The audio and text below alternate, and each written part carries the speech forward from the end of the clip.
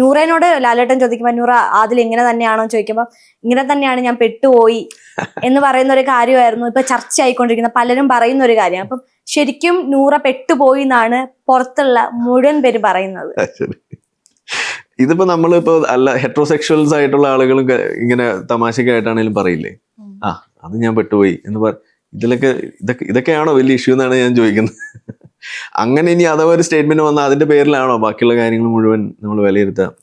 എനിക്ക് തോന്നുന്നില്ല അങ്ങനെയാണ് സംഭവിക്കേണ്ടതെന്നുള്ളത്. അങ്ങനെ ആവാൻ വഴിയില്ല എന്നുള്ളത് തന്നെയാണ് ഞാൻ പറയാം. കാരണം കണ്ടെടുത്തോളം ഇപ്പൊ എനിക്ക് തോന്നുന്നു 2019-20 ശേഷമാണ് ഞാൻ അവരെ കാണുന്നത്. ആ പ്രശ്നം ഉണ്ടായ അന്ന് വെച്ചാൽ അന്ന് ആ ഒരു ലൈവ് ആദില ഇടുമ്പോൾ നൂറയെ തടഞ്ഞു വെച്ചു എന്നൊക്കെ പറഞ്ഞിട്ടുള്ള ഇത് ഇടുന്ന സമയത്ത് ആ ലൈവായിട്ട് നടക്കുമ്പോഴാണ് ഞാനിത് ഫേസ്ബുക്കിൽ കാണുന്നതും പിന്നീട് അവർക്ക് വേണ്ട എന്തെങ്കിലും സപ്പോർട്ട് വേണ്ടി അങ്ങനെയാണ് ആ കണക്ഷൻ തുടങ്ങുന്നത്. പിന്നെ അവർ ആദ്യം സപ്പോർട്ട് ചെയ്യാൻ വേണ്ടി കുറച്ച് ആളുകൾ ഉണ്ടായിരുന്നു, അപ്പോൾ അവർ ത്രൂ ആണ് അവരിലേക്ക് എത്തുന്നതൊക്കെ. അന്ന് മുതൽ നമ്മൾ കാണുന്ന കാഴ്ചയുണ്ട് അവരെങ്ങനെയാണ് ഇതിനകത്ത് പരസ്പരം സപ്പോർട്ട് ചെയ്ത് നിലനിന്നത്. അതിൻ്റെ ഇടയിൽ അങ്ങനെ ഒരു പാര പണിയാനുള്ള സാധ്യത ഞാൻ കാണുന്നില്ല. ഇനി ഉണ്ടാവില്ല എന്നൊന്നും പറയുന്നൊന്നുമില്ല, പക്ഷെ ഇതൊക്കെ എനിക്ക് തോന്നുന്നില്ല ഇതൊക്കെ ഒരു വർത്ത് വൈൽ സാധനമാണെന്നുള്ളത്.